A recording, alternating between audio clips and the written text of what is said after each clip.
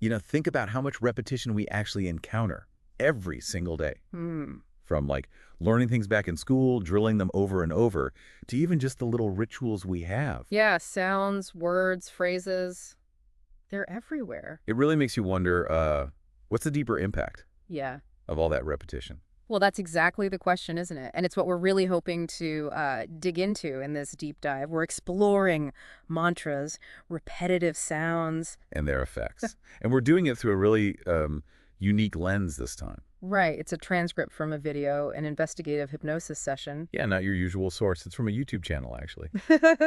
There's this person, Laurence, under hypnosis, Yeah. and she's describing what she perceives about mantras. And the really interesting part is apparently she didn't know the topic beforehand. Exactly. So the session just dives into, okay, what are the effects on the mind, the energy, what people call the subtle bodies. Now, we should be clear. This is one person's experience under hypnosis. So it's a perspective, something to consider, not, definitive proof. Definitely.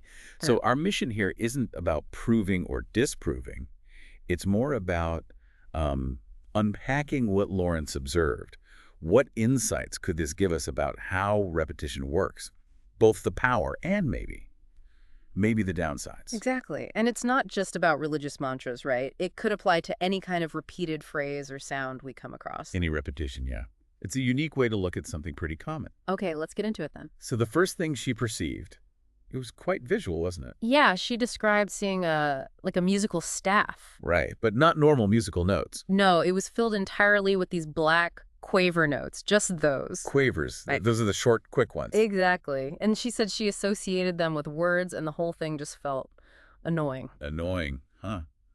What do you think that visual could maybe represent? Well, if you think about it, a whole line of just short, fast notes. It could symbolize a sort of rapid-fire, maybe even overwhelming stream of information, like words being hammered home fast.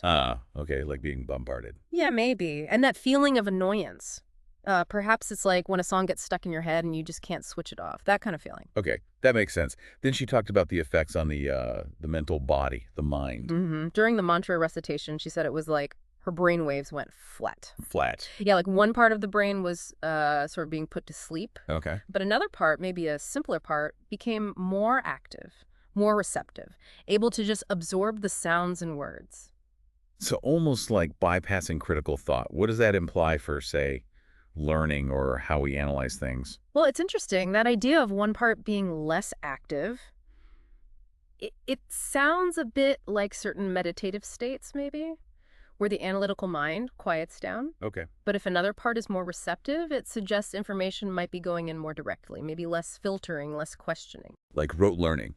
You just absorb it without really processing it deeply at first. Potentially, yeah. That feeling of information just going in. Lawrence's observation seems to hint at that kind of mental state being induced. Okay, now this is where it gets maybe a bit more abstract. The energetic bodies. Right. This was fascinating. She described seeing waves. Waves.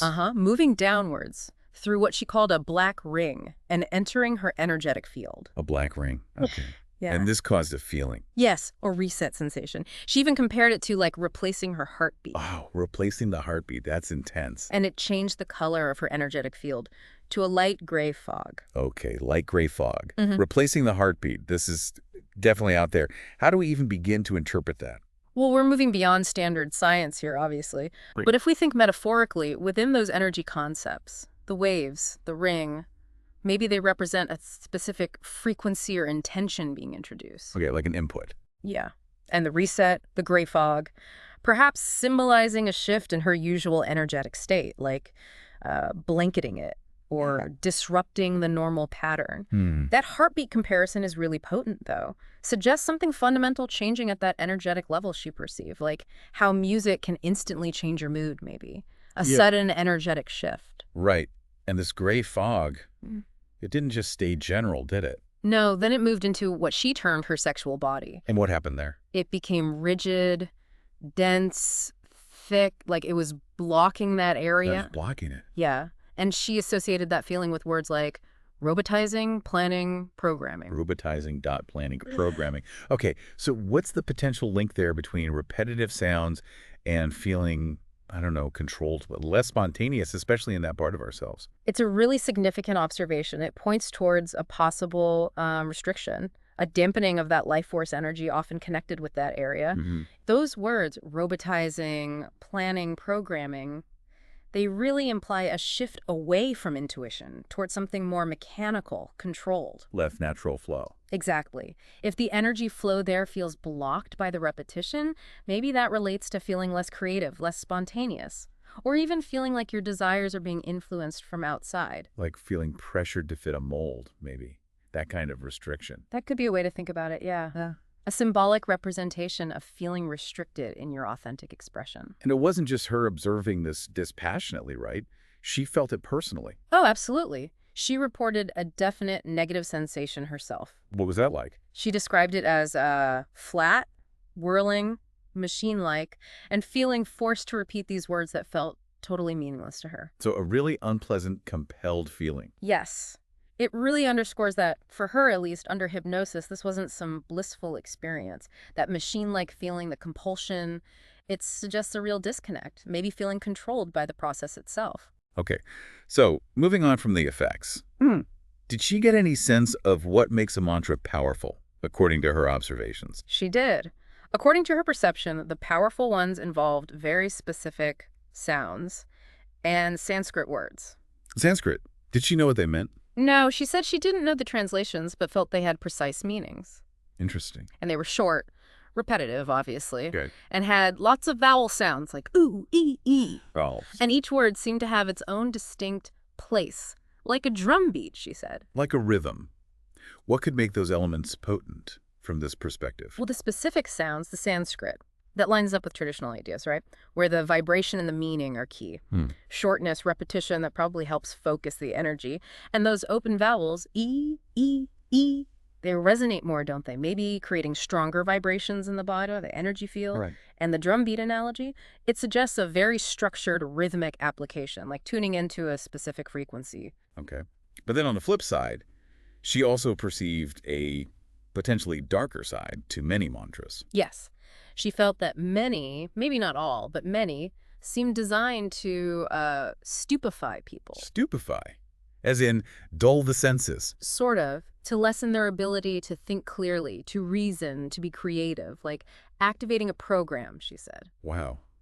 That sounds quite manipulative in terms of independent thought. It does raise that critical question, doesn't it? About the potential for repetition to, well, diminish our critical faculties, our sense of agency. And she linked this to something called egregors. Yes, egregors. You can think of them as like collective thought forms, pools of shared energy. And they get stronger, apparently. The more people focus on them, repeat the mantras, feed energy into them. So the repetition strengthens the egregor, which in turn reinforces the stupefying effect. That seems to be the connection she was drawing, yeah. A kind of feedback loop. And then there was the observation about the subliminal self. What was happening there? Oh, this was quite striking. She saw this. Subliminal self. Actually leaving the physical body during the mantra repetition. Leaving the body.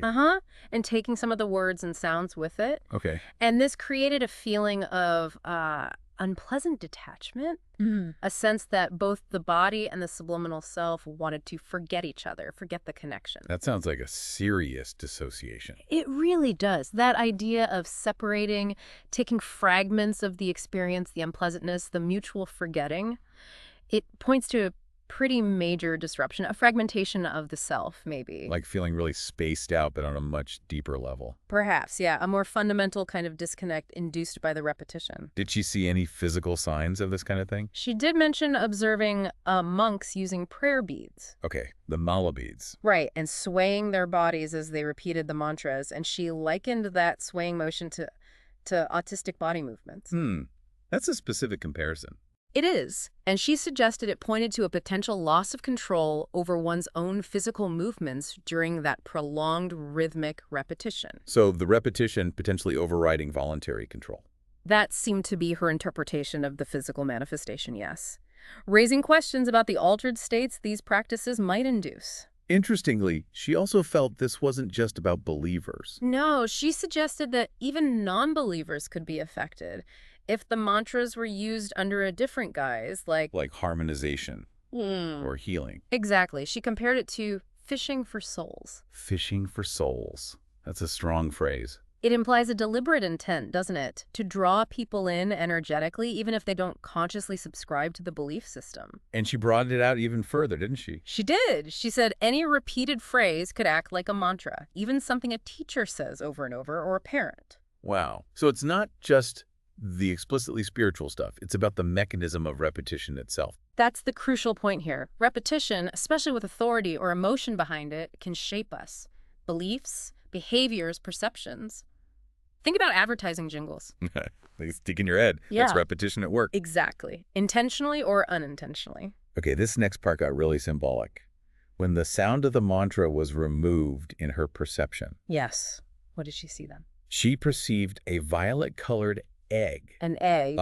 And inside it, a developing baby dinosaur. A baby dinosaur. Okay. As gesting, she felt some kind of gestating informational frequency, something ancient, powerful, needing a body to hatch. Wow. That's quite an image.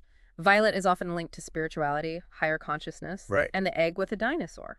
Maybe representing a dormant but powerful program, an ancient piece of information waiting for a host. And different mantras had different visuals. Yes, she mentioned one looking like an undulating serpent. So each mantra might have its own unique energetic signature, its own visual frequency pattern. Like seeing the underlying code, almost. Maybe, yeah, in very symbolic terms. And the origin of this egg, this program, and the egregor connected to it.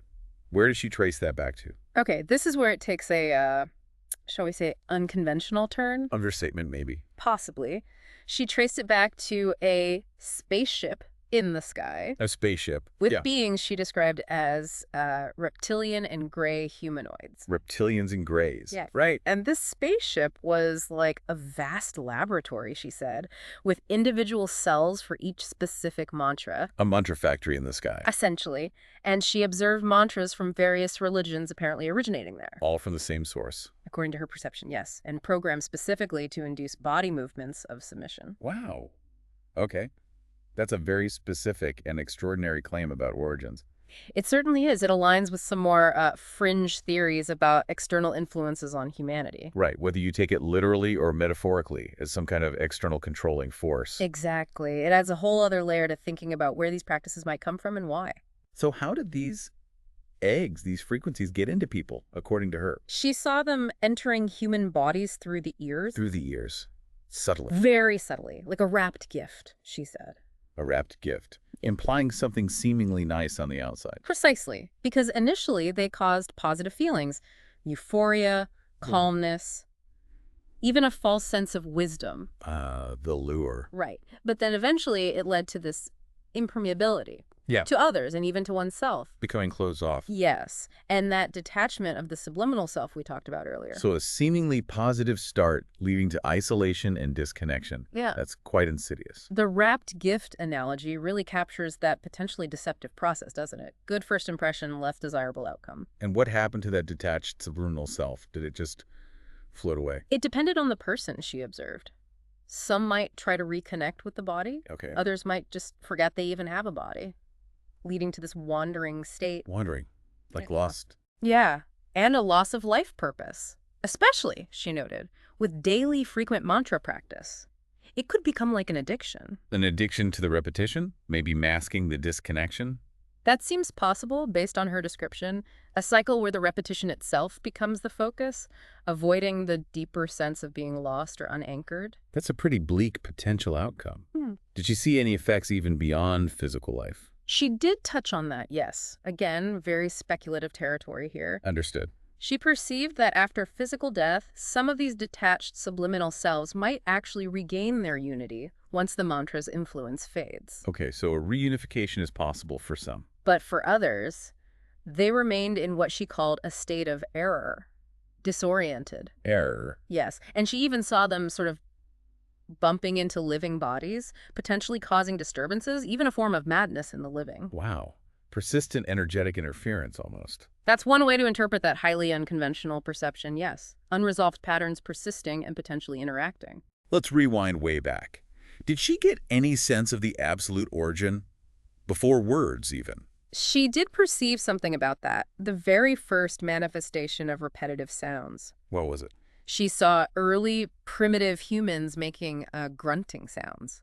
and hitting their hands to their foreheads. Why were they doing that? During moments of intense terror, specifically, she saw it triggered by something like a fire caused by lightning. Pure fear. Ah, a primal fear response. A repetitive sound and movement. Exactly. And then she linked this again to those reptilian-like beings, Okay. saying they established gods and the necessity of mantras building on that initial fear response. So tying the natural fear reaction into a system of control via gods and required repetition. That was the origin story she perceived, connecting primal fear, external influence, and the beginning of ritualistic sound. And how did it evolve from just a fear response? She saw it shifting. From just reacting to fear, these repetitive actions became rituals, ways to cope with survival needs, needing fire, needing food. The focus started shifting outwards, doing the ritual to get an external solution. Rather than just processing the internal feeling. Right. And this evolved into ritualistic behaviors for all sorts of situations. That sounds like a fairly plausible pathway for how rituals might develop, moving from instinct to structured practice. It offers a more grounded perspective on that evolution, yes.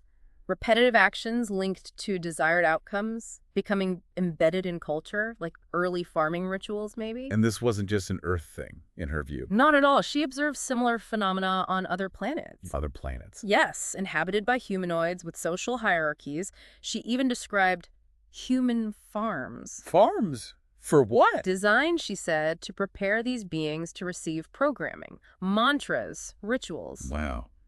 And were these beings different? She noted they seemed to lack emotional bodies. No emotional bodies. Apparently. And because of that, the effects of the repetition, the programming, were much faster. So emotions might provide some kind of buffer or resistance? That's a possible implication, isn't it? It raises huge questions about consciousness, manipulation, and the role of our emotions in how we process influence. And these mantra sounds, Yeah. they just stay on one planet. No, she perceived them echoing. Across planets, across systems, like a universal echo, seemingly endless. Good grief. So the frequencies just spread, interconnected. That's the implication. A vast network of sound and energy resonating far beyond the source, a kind of universal feedback loop. And the main egregor she saw, the big one, where was that located? That overarching one was perceived above Earth, Okay. but she noted different planets have their own egregors, sort of adapted for each system. Like local branches? Kind of, and then above all of them, something very heavy, very thick. Heavy and thick, what was it? She used terms like the god of gods, universal knowledge, or even the prince. The prince, okay. So a definite hierarchy of influence she perceived there. Yes, a complex structure. Yeah. Planetary egregors overseen by this higher level entity or force. Different levels of collective consciousness or control. Let's circle back to that first image she saw, the musical staff. Did that change at all? No, interestingly, it persisted. Still, only those black quaver notes. No white notes ever appeared. Still just the short, quick notes. Yeah, and still heavily grouped together, representing very low sounds, she reiterated. Low sounds. Why the focus on low frequency, do you think? Well, low frequencies are often associated with grounding, maybe stability, but also potentially subconscious influence. The lack of longer notes, the white notes, might suggest no sustained resonance, just that rapid, low-frequency pulse, maybe designed to bypass conscious thought more easily. And does she have any thoughts on how these mantras actually came about? Was it just the spaceship lab? She added a bit more nuance there. She suggested that maybe some prayers or mantras started out quite innocently, agreeable poems, expressions of feeling, Okay. but then they evolved through deliberate frequency manipulation. And she also observed humans themselves creating mantras too. Ah, so not just external imposition. Humans got involved in creating them too. Right. An interplay, perhaps, external influence, maybe sparking ideas, but human intention shaping them too. So if someone were creating one, according to her observations, what makes it effective in inducing that state she described? Simplicity was key, easy to pronounce. Right. Even the Sanskrit ones, she felt, had simple underlying meanings. Lots of those O and I vowels again, For resonance. presumably. Often chanted, rhythmically spoken, and combined with body movements. Like the swaying she saw, or hand gestures. Exactly. And she felt the purpose of the movement was to kind of prevent the mind from escaping, keep you locked in. Anchoring you in the repetition. Yes, inducing that state of self-disconnection. She described it as creating a detached feeling like you're perched somewhere outside yourself. Slouched. Okay. Yeah. And the goal of all this is an altered state of consciousness, right? Yes.